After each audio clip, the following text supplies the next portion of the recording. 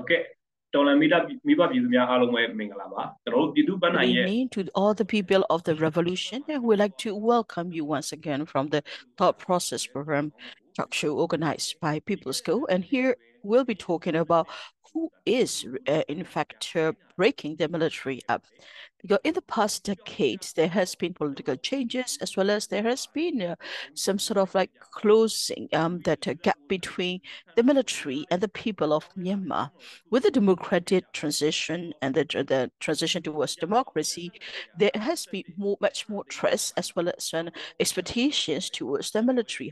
And they want to see a military that respect the will of the people as well as the military that is evolving and reforming as well. However, this closer and better relationship between the people and the military and the Tatmadaw or the military has dramatically changed after 2021 military coup, and that people also have come to realize that the military does not want to reform or military does not want to change as well because of the coup as well as and once again oppression, violence, and atrocities of the military leaders.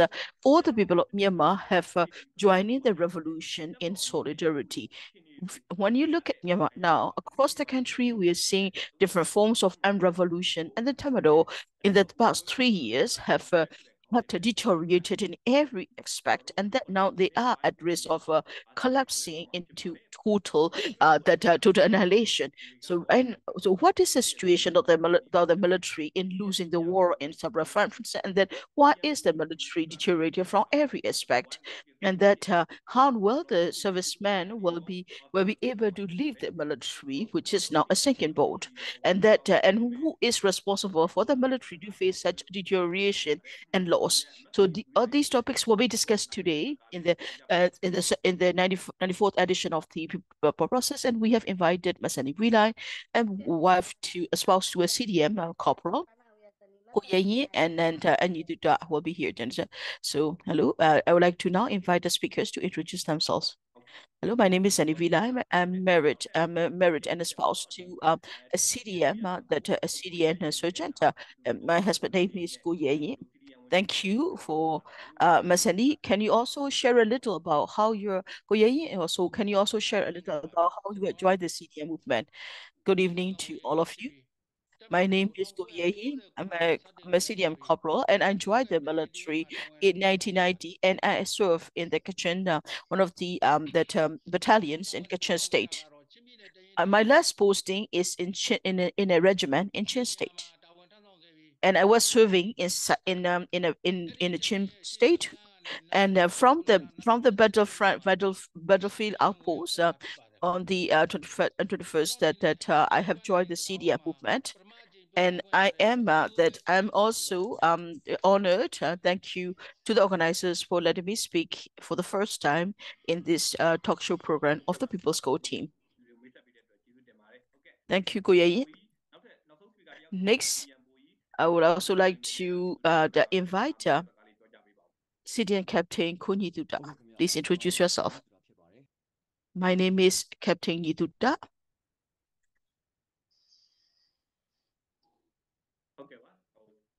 Thank you. So we have a short introduction from all the three speakers, Masani Hlaing, Goyei, and Thuta. So thank you to the speakers. Now we'd like to start our talk show. To start the talk show, I would like to first invite Goyei. My first question to you is that right now, the military is losing in all the battlefields across the country. Why is the military losing the war?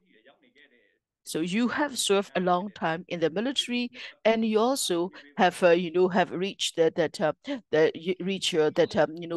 higher position as a non-commissioned officer as well. So I'd like to know, can you also explain why? Well, military is losing because I would like to discuss it in three different parts. So that if we look at it, I would also like to talk about the military hierarchy. When I first joined the military in 1990, So we have the regiments are not scattered across the country. So all the regiments and the battalions and that all the brigades have the necessary manpower as in the structure. So in the military, if you're in a regiment, they will have you will have like at least 400 fighting forces. That was in the 1990s when I first joined the military. When I left the military, my position is as warrant officer. And then when I'm there in a regiment, you only have about 70 people to go to the front lines. So there is, so it's not, I would say, that was part of the reason why the military is losing the war and the losing in the battles.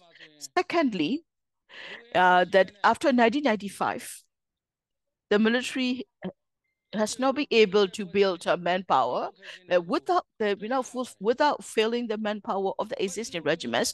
Military also have expanded the regiments. They have more regiments established, and when they do that, all the officers or the rank and file have to serve two or three duties. We have to wear two or three hats at the same time. So with the overwhelming duties and responsibilities, it becomes harder for the rank and file to file because you have very little time off, you have very little time to rest. You're starting to get demoralized, and then you're no longer happy in the military as well. So you're no longer if when you are no longer happy, people will not hesitate to join the CDM or the surrender or desert the military or just wave their white flag when they are put under siege.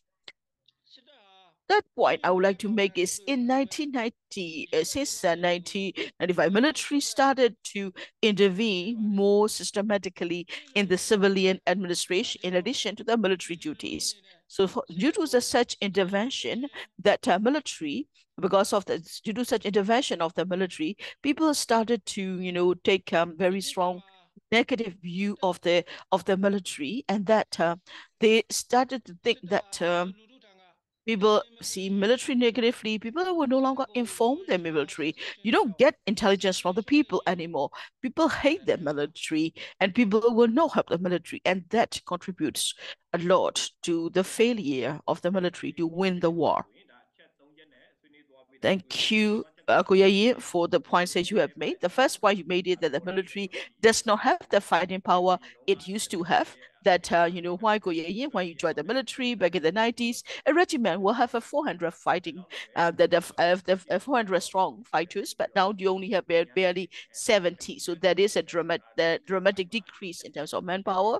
And also that we also see that in the late 1980s, there has been an increase of new regiments were formed, but without the proper manpower in order to fill the ranks and to fill to fill the vaults, and that also is made the military weaker as well, and that and with the military interference in the politics and civilians in the civilian administration, also that has military officials have to wear several hats, and which also undermine their capacity to be able to perform their duties. And last not the least, due to such actions, as a consequence, people started to go away from the military, no longer support the military, and it contribute to the military losing the battle. Next, I would like to invite Ms. Sandi. There has been in the northern Shan state, there has been a lot of surrenders not in terms of individual surrenders, but we are seeing like entire regiments or even battalions are surrendering. Why do you think so? And how do you feel when there is such a collective surrender? And what the message you want to say to the family members? Yes, there has been a lot of surrenders, and there also has been those who have joined there has also have in a way left the military as not only surrender or not only waving the white flag when they are confronted as well. So I've seen that, and and we are also seeing more who have joined the CDM movement as well. I would also like to share about our story in joining that as well. Even before the coup and I mean, I'm not a fan of the military. I don't like the military. So and then when the coup happened, people start to demonstrate. So when the demonstration happens, there were people were demonstrating very, very peacefully, in the streets. There were slogans and there were chants and that. But then military use violence to respond to that as well. And when I see that, when they started shooting at the people, I told my husband, no, I can't take it. You can't do that happen. You can't let that happen because this is not possible. We need to stand by the people. So I have to encourage my husband to do defect as well, and that I also was at the same time because I support the movement. I was also doing logistic support as well. So I was at the same time while I was doing logistic to the demonstrators, I was also convincing my husband to let them do, especially because I have seen villagers, simple villagers who were killed. These are the areas where there is no fighting, and yet the military was conducting airstrikes and killing people by the such bombs. And I have seen the villagers who have lost their limbs and then who have become who have lost their ability to move, and that so I feel really bad about them. So I was sending many as well as donations. I was telling my husband also, no, we can't continue like that. We can't, simply can't. It is impossible. So that and that and then I also, also that I was also at the same time I was in the community because people know me as I'm married to a soldier, so they're telling me that you're the wife of a military dog, and that all that you are also from the with a soldier as well. I feel really bad. I know, but in the military, that I think military is strong. Military can be difficult, but I think if we work together, if we work with unity, I think it will be better. And I know there are also such consequences, like positive consequences, like entire regiments of battalions surrendering. And my message to those who have surrendered is that you don't have to worry about anything. You just have to stand consistently by the people. You will be taken care of. And that's the message I also like to give to those who are still in the barracks or in the military compound. You don't have to worry anything about joining our side as well. Thank you, Ms. Sandi Hlaing.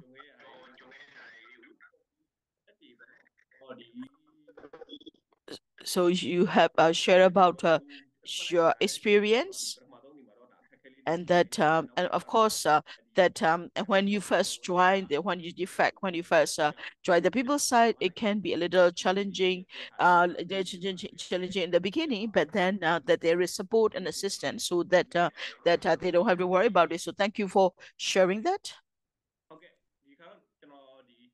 Next, I would like to invite next speaker, who is CDM Captain Konyituda. Konyituda, good evening to you. And now, my question for you is that, who are the people, who are the real perpetrators of making of destroying and collapsing the military? Who is real, in fact, guilty? If we look back, that in the beginning of the struggle for independence, the military or the Tatmadaw had a good history. It has a good history of it has been something of enforced that the people can rely on. But later on, the military had a bigger responsibility, had a bigger role. And then after the coup, and very soon after, there had to be a military coup, as well as on the oppression of the democratic movements, or that if you look at it, we can look at it like the 1988 democratic uprising, where the military has used violent crackdowns, and we also have the Saffron Revolution. Then in 2020, military also made their commitment to make a reform. In 2010, they said military made the commitment to leave the political arena.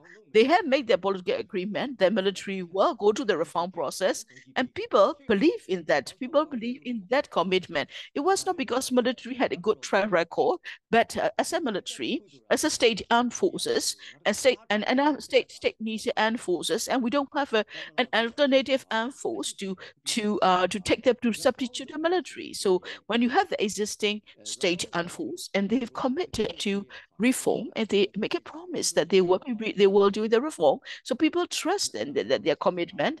So if you look at it from 2010 to 2015, people have believed in the transition, that the transition, not only the political transition, but also the military reform transition. But the Tatmadaw was not worthy of the trust of the people, because the military leadership has just go on to consolidate their power. And if you were to talk about who is responsible, I would say the entire Tatmadaw is responsible for this lack of transition. It is not just the current leadership. I think those who are I think those who are serving, the servicemen, the officers, all the officers, all the officers are, I think, responsible, because can be considered as guilty, because all of us as professional soldiers, there is a code of conduct. There are ethics we need to follow. Our allegiance is to the nation, to the people, that we are formed, that as a professional soldier, we have the duty and the responsibility to protect the nation and the people, and that is the value of a soldier. And that is also the purpose of becoming a soldier.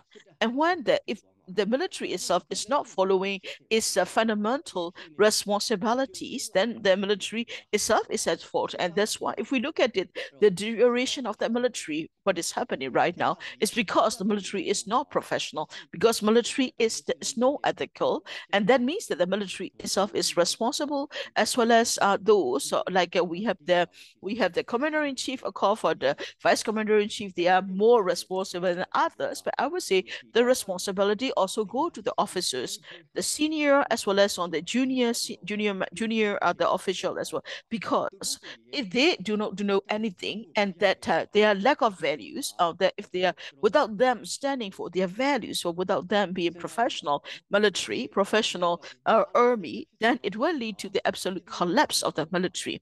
After the coup, as you will see that after the coup, that people accepted, and that there has been if the coup happened, and yet there are a lot of CDMRs. So if the military also if the military were also to join the CDM movement in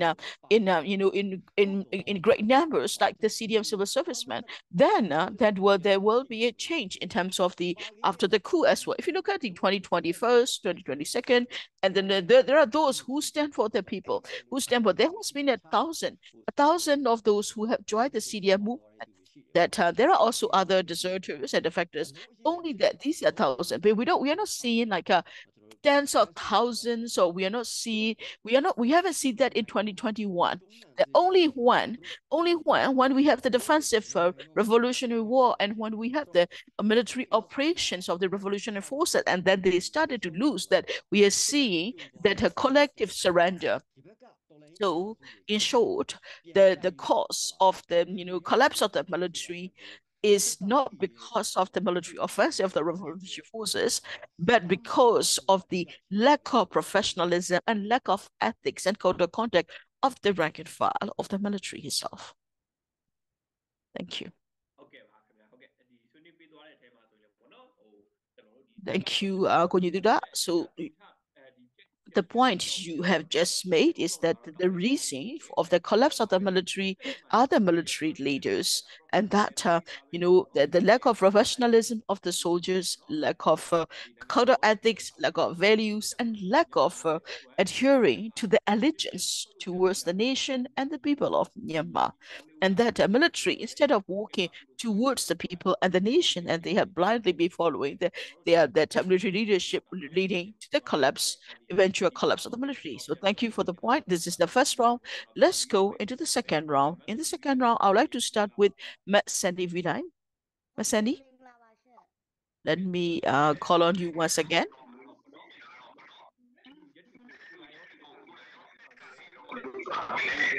So I would like to know how were you able to defect, to be able to stand by the people, and then what are the challenges that you have, what kind of experience you have for the future of your family. When I first joined the CDM, it was a very difficult. With my husband and I, we have our child. We were living in the jungle. It was very difficult. It's not easy. Because I think it was very hard in the beginning, and then later on, thanks to the organizations, I received a lot of support. For example, my daughter, because of the support of an organization, now she's able to go to school as well. I think also, so we also have so I hope that there will be opportunity for my daughter to be able to go and study in a third country in the future too. So that's what I would like to share. Thank you. Thank you. So you're saying that in the begin, when you first defect and when you first try the liberated areas, it was very difficult. But after a certain time, then you get receive support as well, and then you also have expectation for your children to be able to go and study in their country. So you also have such expectations for your children. So thank you for sharing that, Ms. Sandi. Now I would like to turn to CDM Warrant Officer Cô Yint. Cô Yint, good evening once again. Yes, I'm here. I would like to I would like to ask you, if the current servicemen, if they were to left the military and defect, or if they were to with the five leg and surrender, or if they were to without waiting for their battle, but to immediately surrender and desert the military, what kind of futures there will be. I think if they join the people's side, if you surrender, even if you were the enemy, there are opportunities for you. If you look at it in the northern Shan, if you look at Kayin, Karen State, if you look at Kachin, if you look at Kaya or Karani, if you look at Chin, if you look at all these battles going on this area, that there that there should be, there are, if you look at the news and if you read the social medias, you'll see there are already a lot of soldiers who have been defecting in these different states as well. I think it is important for the military council troops to join the people's side. It doesn't matter whatever format they choose. I think they will find that they will be welcomed by the people. That once they defect, so it is the kind of future and the consequence that they will get is that they will. I think the first point is that your life is the most valuable for you, because you will be able to save your own life, and your family will be better in a better place instead of living under oppression and ruling of the military regiments.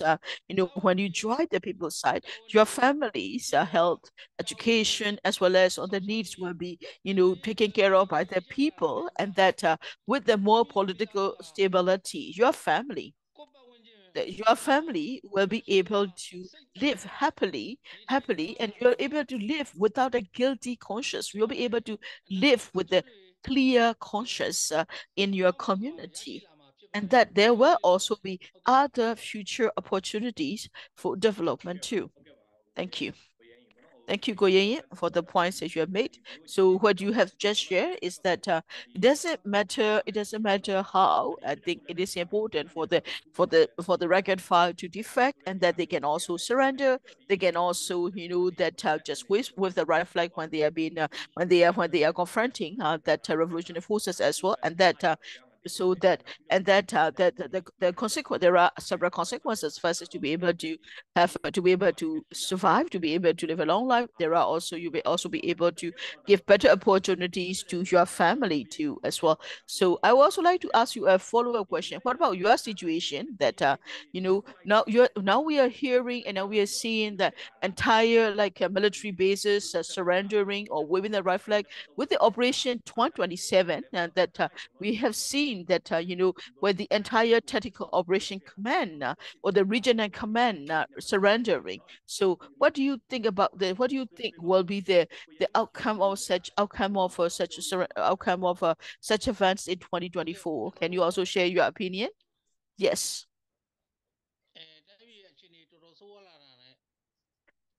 With the situation of with the situation in Myanmar having deteriorated, and that I am an officer. So as a warrant officer, I talk to my subordinates. I talk to them, brothers. Our life is the most valuable, the property of us all. When you are alive, you can do anything. There will be hope if you are, so long as you are alive. And that it is, I think we should not be making trouble for the people. So with that in mind, then we join the CDF movement. We don't want to cause suffering to people. So I was with our weapons, and then I joined the CDF movement with four other subordinates. That's how I have joined. So thank you. I have another follow-up question for you. So that happened in the in 20 and at the end of 2023. You joined the CDM in the 2022 2023, and then often I'm sure you join from the battlefield, and then so you have to go leave your outpost and you have to go to the liberated area. So sometimes it's quite a distance to travel. So some people might feel insecure, not safe as well. So what about you? Do you feel safe physically? That and then so right now, where you are, is it like how did you, get to the area you are now? How long did it take you to travel? Well, when I defect, there are many difficulties. That when I first joined when I first defected, people welcome us warmly, and then that they from one place to another, they get me to a safe place as well. And it was difficult. It was a difficult journey. I can agree with that as well, because they have to avoid the area where there could be military columns. So it was difficult, and that it was during the rainy season. So it was raining, it was raining cats and dogs, so it was very difficult to travel, and we have to avoid the put areas where there could be potential military checkpoints or column, and then from one place to another. And now I'm in a safe place, so I was able to get there despite the difficulties.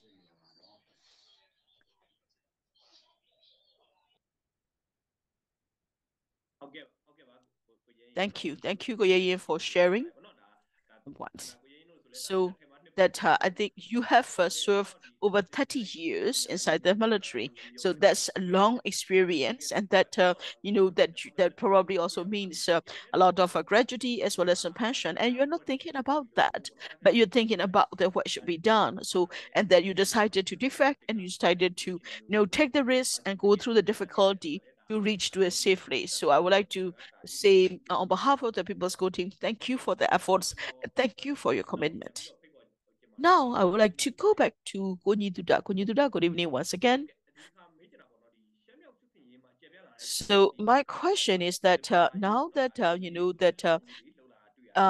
we are seeing that more military operations in the northern Shan state, and that we are also seeing efforts to use religious and the communal conflicts to provoke and undermine this unity. How can you do that? And that what should the revolutionary forces be aware of? I think the military have always do that, and they will continue to do that too, because they don't want the revolutionary forces to get united, because the more united the revolutionary forces are, the worse it will be for the military. So what is possible? I think it is possible that the conflict can prolong. That with the prolongation of the armed conflict, and that if we look at the society, Myanmar society, there has been always been decades of a communal conflict, religious conflict.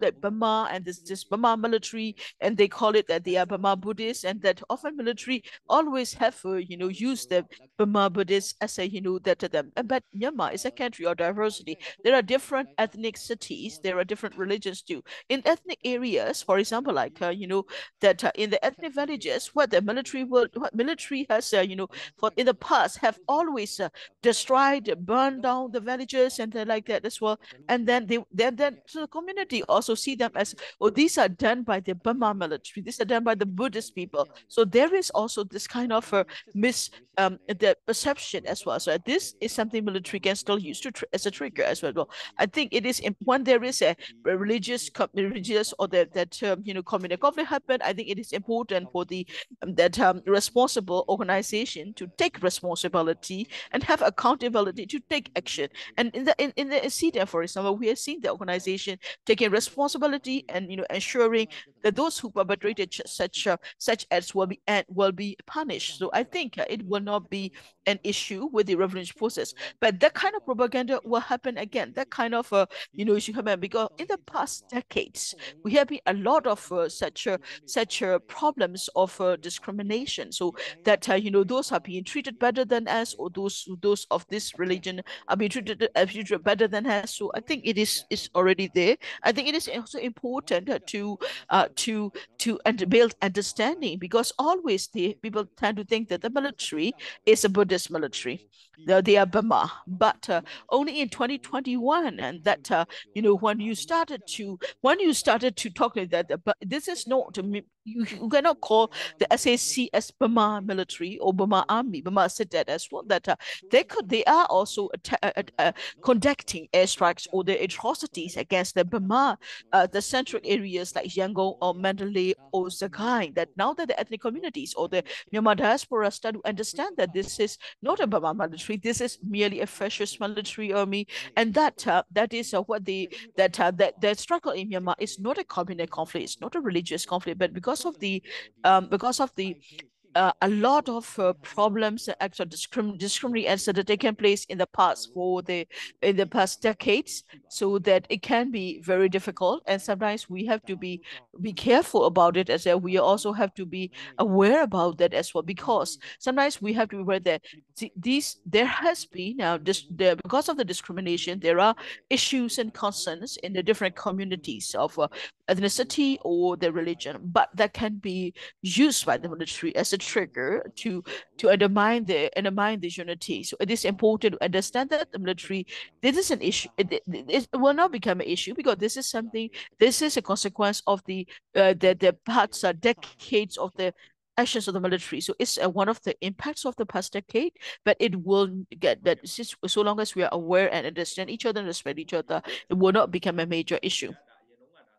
So thank you, Konyududa. So the point we are making is that because of the past actions of the military, because the military has intentionally always, used the divide and rule to divide the ethnic communities, and that there has been a past communal conflicts or religious conflict, and if there will be probably flare-ups and issues, and then when that happen, I think it is important for those for the authority concerned to take action to issue a public apology, explain what happened, as well as on how action has been taken as well. So that it will be a way to be able to stop such problems from going into it as well. So we have taken 2 rounds of our questions. We will also be opening the floor for the questions from the audience and then comments as well. So if you want to participate, you can either use the Q&A function, or you can also raise your hand. We will invite you to speak, and you can also put your questions also in the chat box.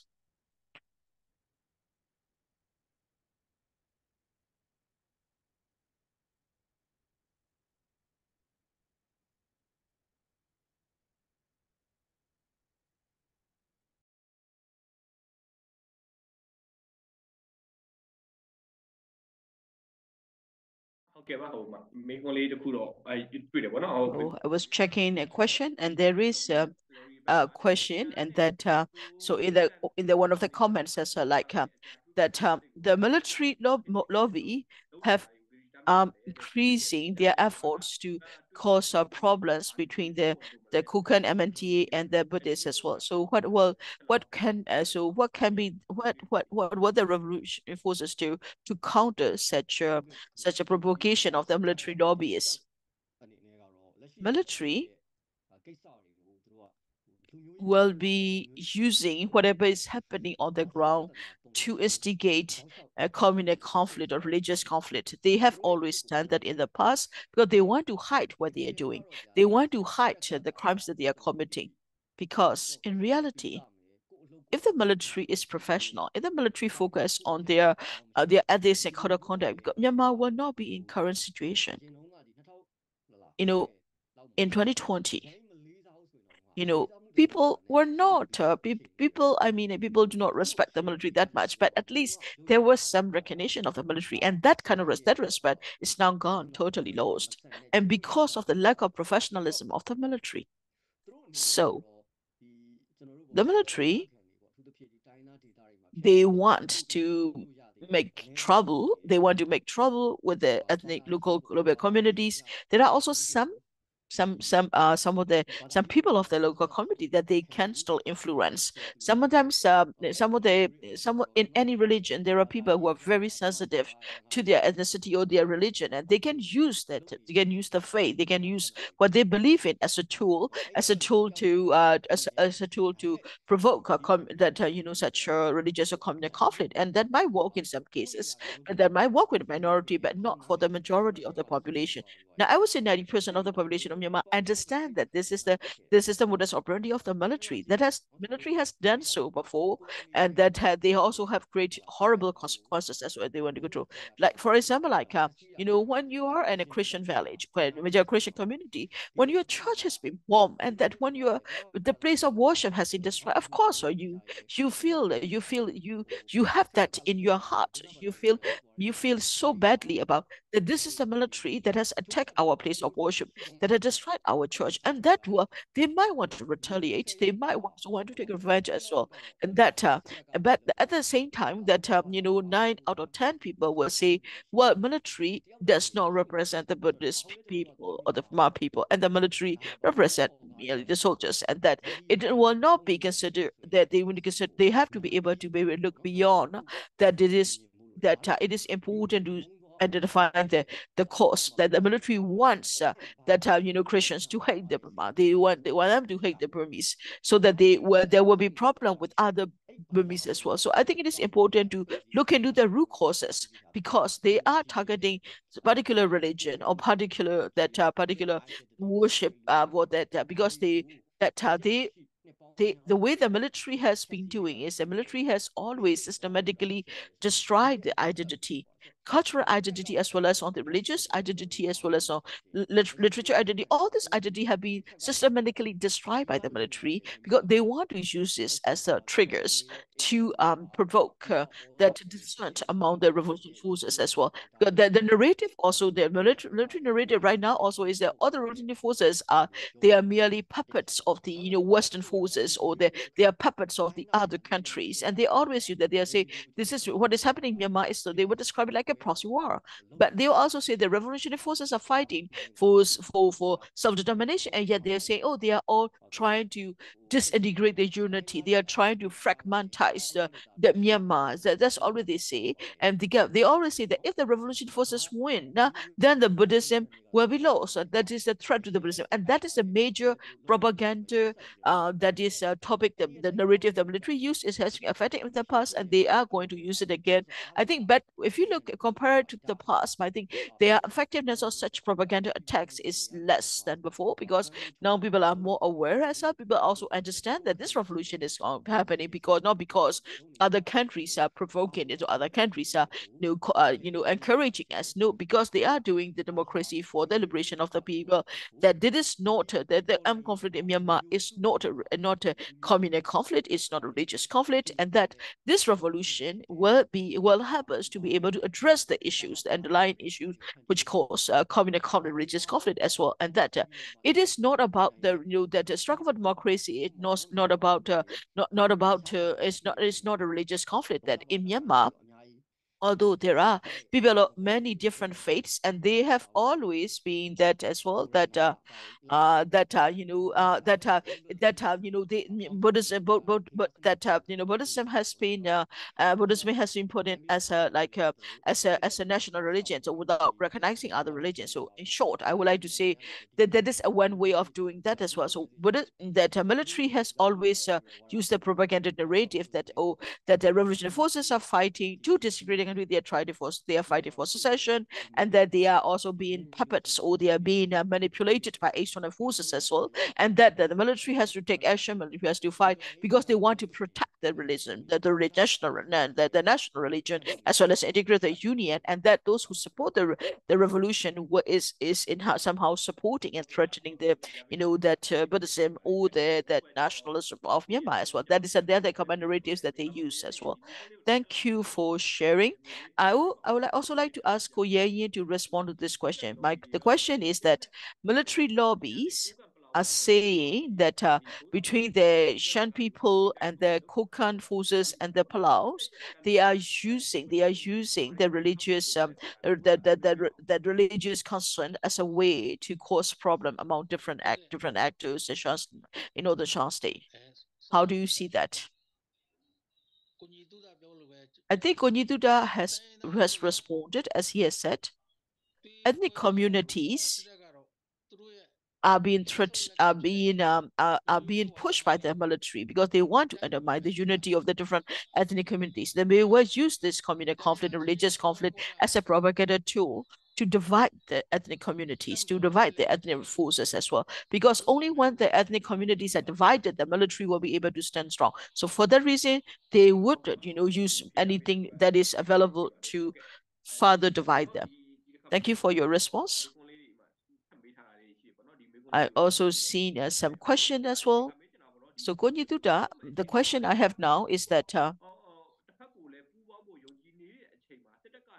so that what now that the military is at the brink of collapse, and then that there is also the opportunity to join the people's side, and but there is opportunity to join the people's side, but at the same time they don't know what to trust, or they don't know what to believe. What should this rank and file do? I think right now that I think it is it that so like what happened in the decision in the northern Shan is that is a decision to withdraw, and then to give up the weapons. That's a decision of the regional commander. That is a decision of the regional tactical commander as well. They make a decision. If they make such decision, then all the rank and file, not only the soldiers but also their families and children, are safe as well.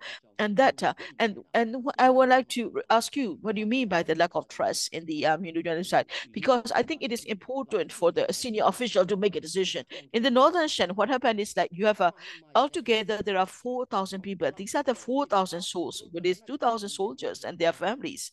So they have a lot of weapons, the thousands of lives, right? They have 2,000 soldiers who are able to fight, and yet they make such a drastic decision to surrender, to retreat, and to give up the weapons because they are looking for at their future, because they think that it is good for the future of all 4,000 people. So what is important is that either you're an officer, commissioned officer, or if you're a non-commissioned officer like a corporal, a surgeon, or a warrant officer, or that if you're like a junior officer, if a senior officer, don't think about your position. Don't think about your date. I think you as a battalion commander, as a regional commander, as a tactical operations commander, or as a regiment commander, you can easily retreat. You can surrender, and they are doing that. There are such officers doing that. Why do they do that? Of course, they lost their position, but they make such a decision because they believe in their decision, because they believe in their future, because by surrendering, by withdrawing their troops, and by giving up the weapons, they do it. They do not do it in ignorance. They know there were repercussions. They now, right now, some of these senior officials from the from Shan State have been have been put into the brig. They have been arrested. They have been detained. They've been imprisoned. They know, but they know that they are putting themselves at risk. But they're thinking about the lives of their soldiers. They're thinking about the lives of their subordinates, about their children, about their families. So that's why they reach out to the democratic forces, and then they surrender as well. And that's why when they surrender, they are not in danger. They are not killed. They were also being they are asked. They asked where do they want to go, and then they were taken to the place where they want to live as well. So I would say that this is something that can be done only through the trust as well. And if for you to retreat, for you to to withdraw or to surrender, you can trust the revolutionary forces that entirely, because even before, even those that I think that revolutionary forces are still putting trust in you for defection, or that if you want to surrender, reach out to them and that be honest with your decision to surrender, and that revolutionary forces will do everything they can to help you to get you where you want to go as well. So there has been a case where we have been those who have been sent to third countries. Of course, third country, we are not talking about faraway countries, but of course they can get you to the neighboring countries. They can get you across the border if they want to stay inside Myanmar. They want to say, okay, where do you want to go? And they will try to get you to as far as they can. And if not, they will provide you with the travel cost so that they can get to a town that you want to go to. No, that the revolutionary forces are fighting this war. They are waging this military offensive, not because they want to kill the soldiers, because they want to change the system. Because the military doesn't allow the system to be changed, and that's why they have to attack the military. They have to stop the dictatorship. They have to that really annihilate the military as well. Now we are seeing military regional commander are surrendering, and they are being that we are seeing tactical commander that has been arrested, in Rakhine State. I mean, personally speaking, I'm very sad to hear about that as well. He who when I knew him personally, so Uzeminsui, I knew him as I have served with him while he was major. Now he is major general now. That I know him personally, but that they are not professional. They do not think about the people. They are not complying with their allegiance. So that this happened that as well. Right now, that even the Sakaka or the commanders, the regional commanders and tactical commanders are now being arrested by the military, imprisoned by the military, and they now have no choice but to surrender or retreat. When you're a leader, when you are leading a unit, or when you are leading a regiment, or when you're leading a battalion, you don't have to think twice. Even your senior officials are, regional commanders that are, just retreating, withdrawing, and surrendering. You can do the same.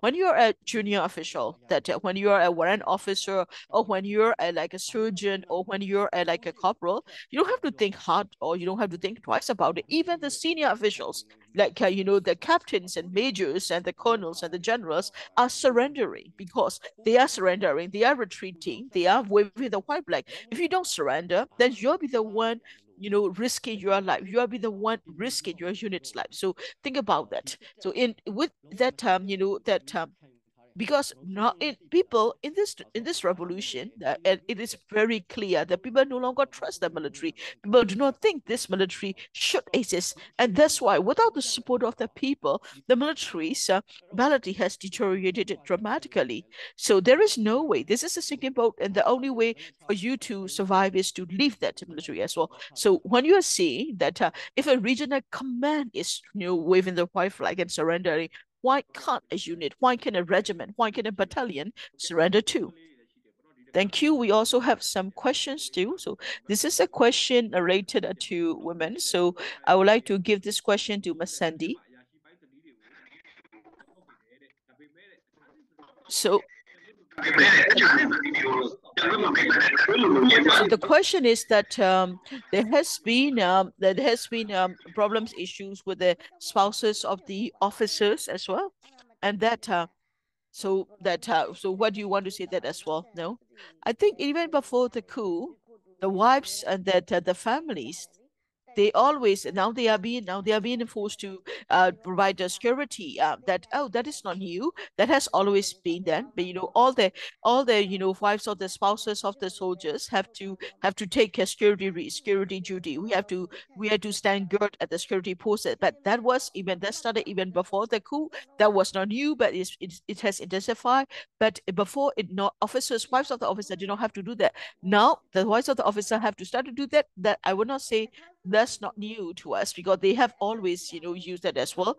And I would like to just say that like everybody has only has one life to lose, and then there is discrimination between treating people differently because either because you are an officer or because you are a non-officer. That is not fair, that when you have that before as a that we have to provide the security to the house of the regimental commander. And what I would like to say, we are all human beings too. We only have one life too. And why would they need security? Wouldn't we need security for the barracks for the non-commissioned officers too? We also have children. We also need to protect the lives of our children too. And yet the focus is always on the wives of the officers, wives of the commander, and sometimes they don't even do this stuff as well. So this is I would like to say, it's not only their life, it's also is important for that as well. Thank you. I also have a follow-up question. So that we have seen there has been a when you have a young children and when you are being put on guards duty, so the spouses of these soldiers will be carrying their children in a in a sling on their back, and that they have to be they have to be that carrying a rifle and then standing guard as well. And they will encourage, oh, this is how loyal these the families of the soldiers are. But that kind of image, what do you think is what well, how do you see that or that the way the military is sort of using it as a propaganda to make families, wives and families support their us? Did you get the question? Can you summarize it? Sorry, I'm speaking too fast. Okay. So in the regiment, sometimes when that wives of the soldiers have to stand guard and they have a little baby, they have to carry the baby to the outpost too. That kind of image.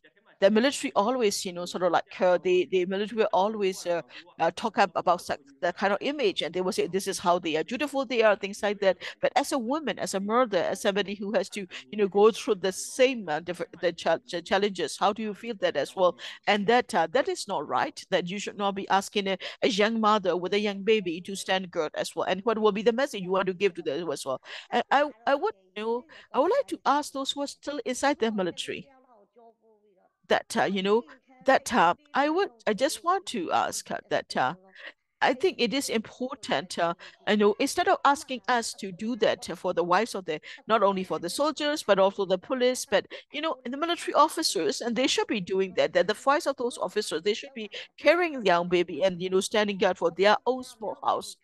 That and the fact that it's not possible, you will not be able to stop the thieves from, or the that bad people from coming in. And that I think it is just using the kind of image as a way to encourage or to push spouse of the soldiers to take a more responsibility. That's not right. That's not the right thing to do as well. I once, when I was young, I have read in some textbook that I I think So I think that is, pushing people to do that, and using this kind of a wrong image to promote and then ask others to even to serve more.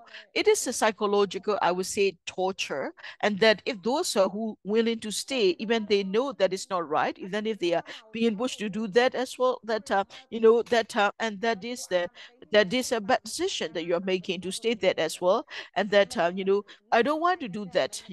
After I think we only stay literally like 2 months after the coup, because I don't want to do that. I don't want to be, I don't want that kind of image promoting, and that kind of military, exploiting us as well.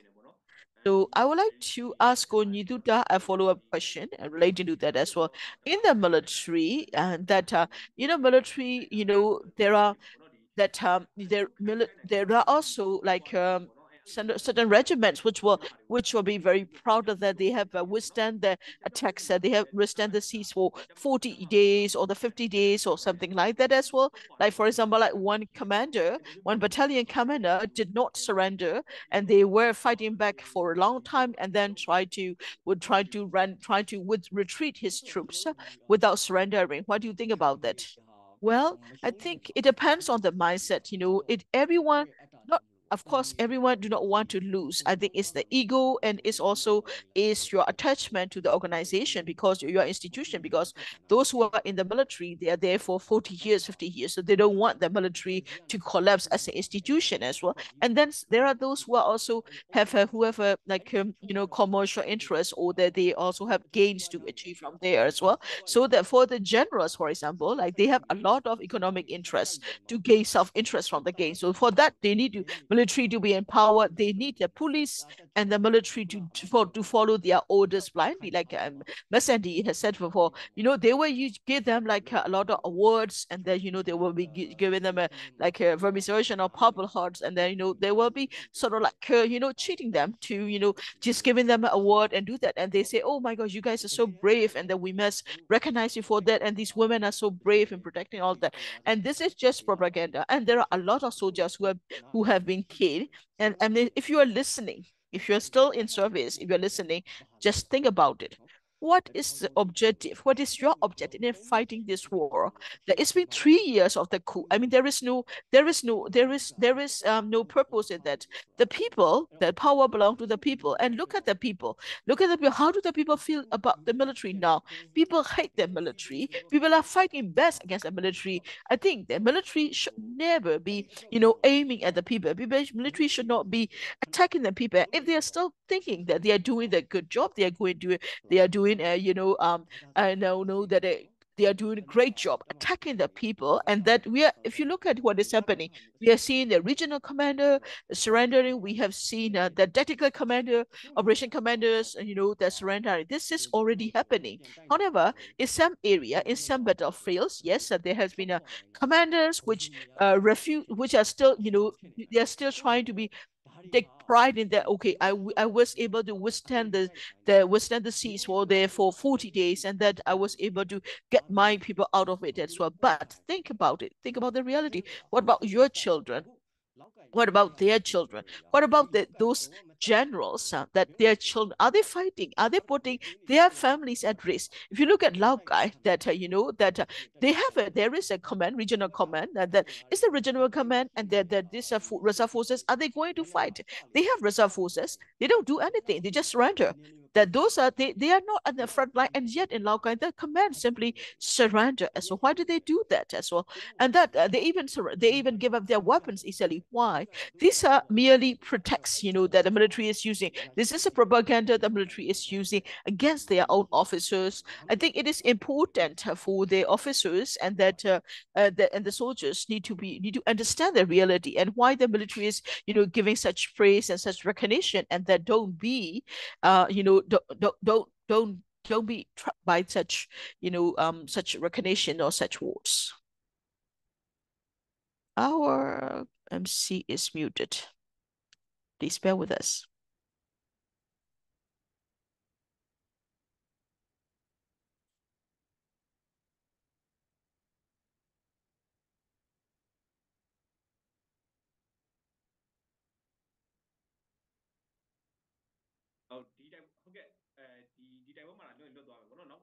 Okay, so you're saying is that that if they continue, that maybe they might be able to survive with their life intact in this battle, but might not be for the other battle. So I have one last question. So this is the question I would like to give to Yint, our warrant officer, CDM warrant officer. The question is that for the soldiers who have defected, people and the EROs, or what kind of support have you received from the people and the EROs? Can you reflect based on your own experience? When you defect,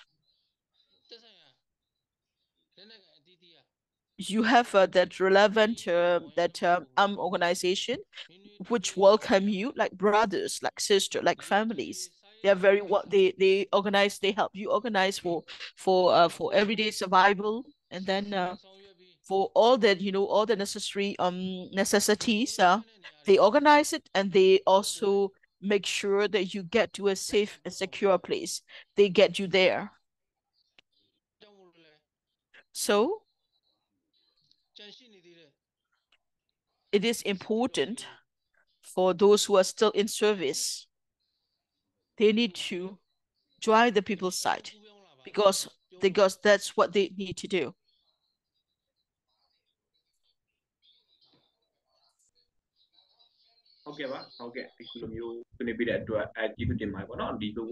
Thank you for the point that you have made.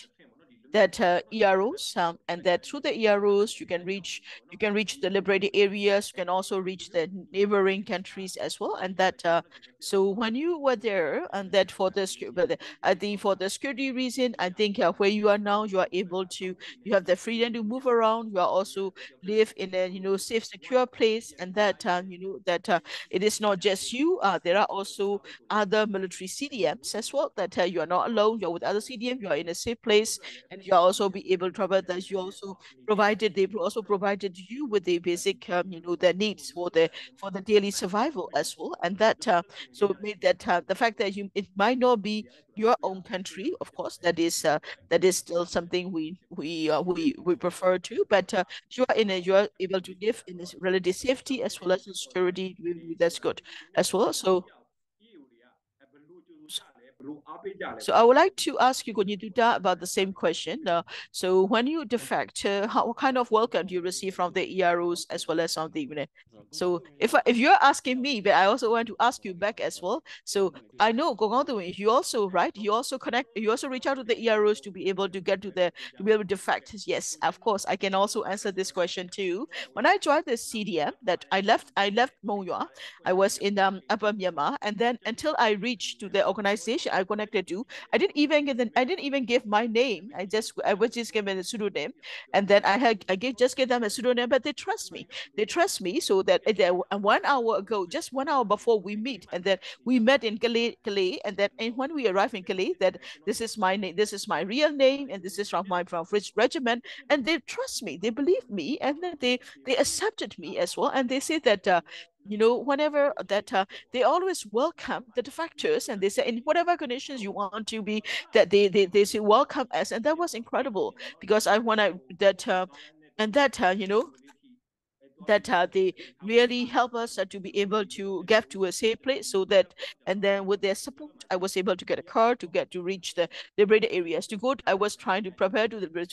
They make sure that there are that they take me through several routes to reach it as well, because they want me to be able to travel in safety. So they make sure that there are secure paths, secure roads until I reach the border as well. So this is my experience. So what about your experience, Iduda? I think experiences are the same. What I did was that when I first joined this movement, I was in Yangon, so that I don't know how to reach the EAO areas, ERO areas, and I don't have connection with the EROs, and so it was also in the beginning. So I was in I want to that I want to Yangon. In Yangon, there are also revolutionary forces So that revolutionary forces, they help me. They help me do whatever they can. So to be able for me to be able to travel, to be able to, to meet the daily needs as well. In Yangon later on, because of the situation, I was in CDM, so it's harder for me to stay in Yangon. So we have the UGs. The UGs were those underground actors were helping us to reach the border area as well. So if the UG help us, like if I can travel by motorcycle, they would take me by motorbike. They would for that as well. At that time, that I reach out to the NUG minister, and then he helped with that as well. That so he organized with a car, to I can take a car in safety to get to the ethnic area as well. So when I get to the ethnic area as well, we also the concern as well. They also have a very relevant concern that military, that they don't want they don't want military to be tracking us and then track the area. So they ask us, what do you want to do? So they said, okay, we need protection. So they know that they know, they appreciate the fact that we defect, but they also need to protect their people too. So that was how it was in the beginning when we did. But we are also seeing now surrenders, not just the defection. So we also see surrenders. When you have an entire base surrendering, then the revolutionary forces, what they do was that they see it very positively. They see it positively. Even the surrender, because of their experience, is that revolutionary forces, they are not bloodthirsty. That's a gun wielding fighters. That they accept the surrender, and if you surrender, and if you raise the white flag and they surrender, they say, okay, that's the best solution you have taken. That's the best decision, and that's how it has been. We are also seeing that as well. So those who have been like there was a lot of pictures on the social media where you can be eating together in the same table. They will take you to a safe place, and we have seen that happen because they are good. The goal of the revolutionary forces is not to kill the soldiers, not to kill the military, but to change the system. But to change the system, military is the biggest obstacle. So they welcome the members of the military to change sides any way they can. That of course, if you surrender and then if you engage with them, that they see it positively. They see that it's they are very optimistic about it, and they welcome you and they treat you respectfully. So I think it is important for the rank and file to think about it. Are you going to wait until the last moment when your regiment or when your outpost or your base is surrounded, and then you raise a rifle and surrender, or now you can still withdraw, you can still retreat, you can still give up, you can still give up your bases and then surrender as well. So it's matter of time as well. I think it is important, if our institution is doing something wrong, then it is important to be able to use our own ability to think about and make the right choice. In that case, then people will appreciate more than rather than waiting until the last minute. That's how I think the main difference will be in the appreciation of the people. Thank you. So we also have another question that why do you call spouses of the soldiers and the children as comrades, or they call it the female comrades? But but what do you mean by that? By calling a female comrades? Is because do they get some salary? Do they some salary? Do you call the wives of the generals also as the female comrades? I would like to ask Masani to answer this question. Why do you call them as Yemi, or the female comrades in Myanmar language? Do you call the same? The only for the rank and file, wives of the rank and file, or also for the general? Well, I don't know. I don't know how to explain why they call it the comrade as well. The wives of the soldiers, I don't think they never call the wives of the general. We have to call them elder sister. It doesn't matter the age. We have to call them elder sister. We have to use, that, courtesy, sort of like a sort of designation of courtesy as well.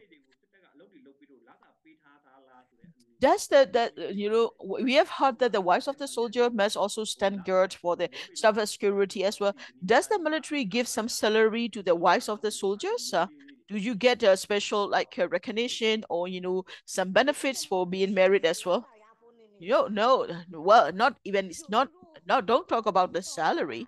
you know, that even sometimes they will say that all the wives of the soldiers must wear the same clothes, same uniform, and that's they would have it the uniform stand for the wives too, and then you have to pay for your own uniforms, like not the when you have a special event, then you have to wear like a similar, you know, that dress, dress, and then you have to pay for the dress out of your own pocket too. So no salary. As a warrant officer, you have served 30 years in the military, and that so I would like to ask you the same question. You know that so that the wives of the rank and file are called comrades. Do you also call the comrades of the wives of the general, or that do the wives of the rank and file get some sort of salary from the military? Well, it is not official term. They call as an organization, as a institution. I think this the wives of the soldiers are, you know, they are dependent on the comrades, so they call us sayemi. I would say in principle they are the same. The wives of the generals will also be considered as the same as the female comrades because they depend on their husband as well. They don't get salary, and not the wives of the soldiers or the rank and file do not get salary, but they do get some support, a support for education and health. For example, like if they get sick, they can go to the military hospital, get free medical care, and then the children can go to school. That's it, but they don't receive any kind of financial support or contribution. Thank you for your response. So what we know is that there is no salary for that as well, and that so that there are also, when we based on our experience, when you are married or when you have children, you also get some support in terms of like rice or like some food condiments as well, and then for help you also have a little as well, and then a lot of support from the military is just for show. You know that you have the senior officers who are coming in, they were making sure of giving some support to the soldiers to just for show, because they only get like basic health care as well. So in reality, that the comrades or the wives of the soldiers and those that the family members of the soldiers do not get much kind of social assistance from the military as well. Thank you for the answer. I think we are at a certain point in time. So I would like to invite our speakers to say a few words in closing. So I would like to first invite Gu Yint to say closing remarks, or any message you want to share to our audience. I would like to say good evening once again, and I want to wish you health and joy and peace and stability for Myanmar. Thank you. And thank you for participating in today's Thought Process Talk Show. Thank you very much indeed. Next, I would like to invite Ms. Sandi. Any message do you want to give to the people? Yes, thank you for inviting me and to be part of this Thought Process program. And that I would like to encourage all the rank and file, as well as on their families and the civil servants, to join the CDF movement as well. And thank you, Ms. Sandi, for participating in our talk show. Last but not the least, I would like to invite Thuta to give any closing messages. Thank you. We have defected. As defectors,